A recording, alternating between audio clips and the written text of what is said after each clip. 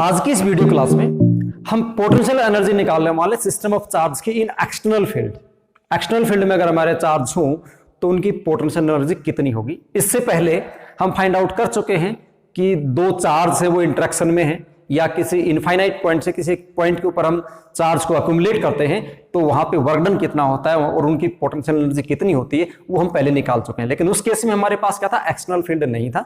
आज के केस में एक्सटर्नल फील्ड है और उसके कारण हम निकालने वाले हैं।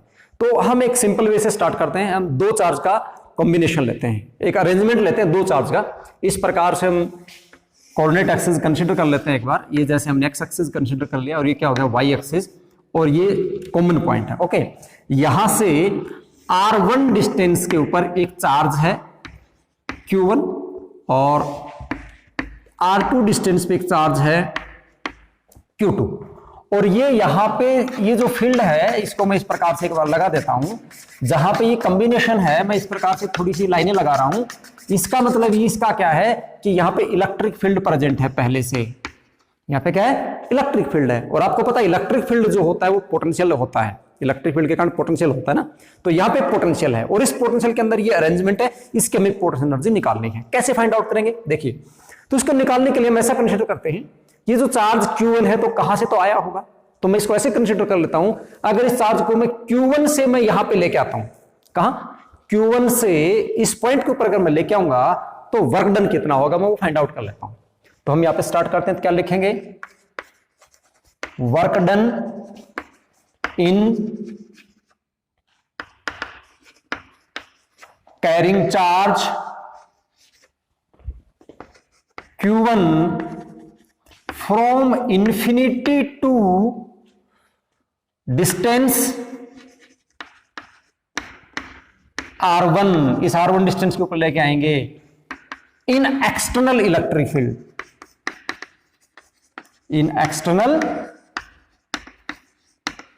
Electric field. ध्यान दें, जब हमारे पास एक्सटर्नल इलेक्ट्रिक फील्ड नहीं था तो उस केस में हमने क्या किया था, चार्ज को मूव करवा के लेके आ रहे थे। पहली बार जो चार्ज आपके पास आया था उसका वर्क डन 0 आया था। क्यों 0 आया था, क्योंकि वो चार्ज फ्रीली मूव कर रहा है। जिस भी जगह पे आप ले जाओगे वहां पे कोई फील्ड प्रेजेंट नहीं है तो उस पर किसी प्रकार का कोई वर्क डन नहीं हो रहा है। बट यहां पे हमारे पास एक्सटर्नल इलेक्ट्रिक फील्ड प्रेजेंट है तो उस इलेक्ट्रिक फील्ड के कारण एक पोटेंशियल और उस पोटेंशियल के अंदर आप इस चार्ज को लेके आ रहे हो तो यहाँ पे कुछ ना कुछ वर्क डन होगा।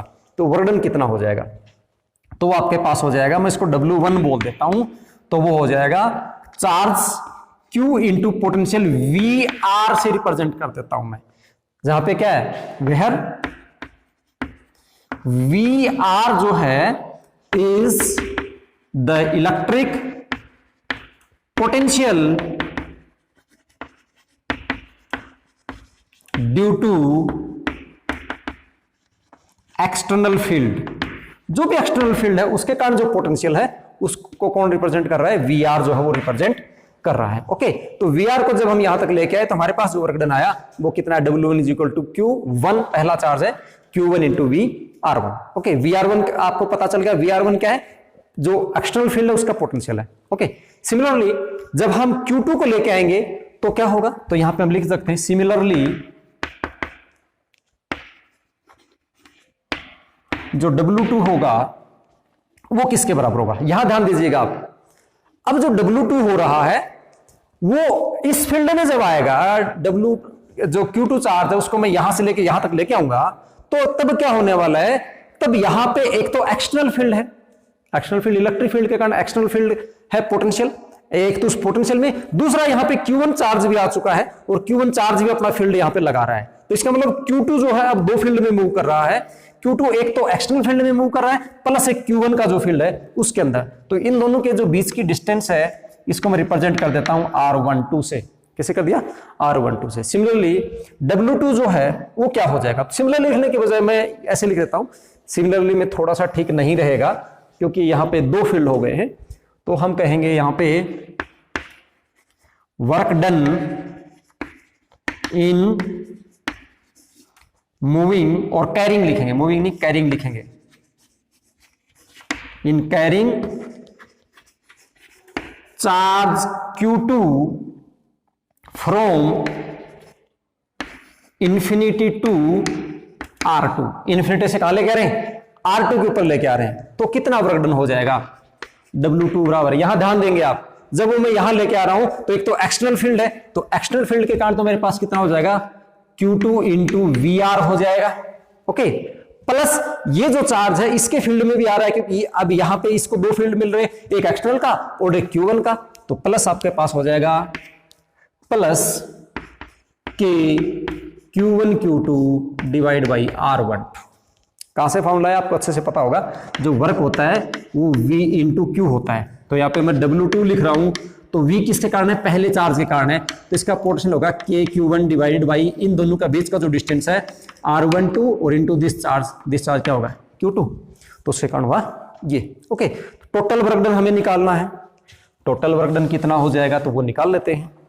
तो यहां से हम क्या लिखते हैं? टोटल वर्क डन, टोटल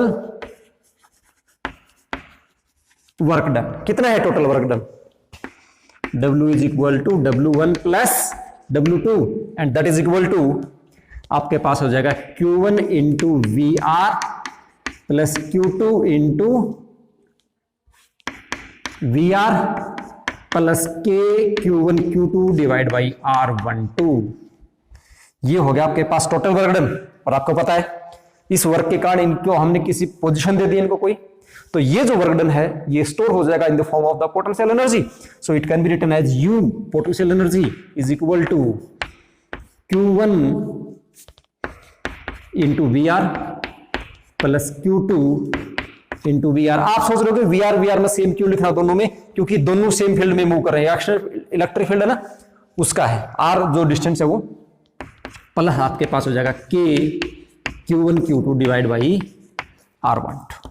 इतनी पोटेंशियल एनर्जी हो जाएगी इस सिस्टम की, दो चार्ज का जो सिस्टम है इसकी। ऐसे अगर मान लीजिए आपके पास तीसरा चार्ज हो, तो तीसरे चार्ज में Q1 VR plus Q2 VR plus Q3 VR plus K Q1 Q2 R12 plus K Q2 Q3 R13, इस प्रकार से जो उनका कॉम्बिनेशन बनता है वो हम लिखते चलते चले जाते हैं इस प्रकार से। ओके, तो ऐसे हम निकाल सकते हैं एक्सटर्नल फील्ड में। आप यहां से एक बात ध्यान से देखना कि एक्सटर्नल फील्ड में और एक्सटर्नल फील्ड ना हो तो क्या फर्क है। अगर एक्सटर्नल फील्ड ना होता तो सिर्फ इतना होता, एक्सटर्नल फील्ड ना होता तो पोटेंशियल एनर्जी सिर्फ होती K Q1 Q2 divide by R12।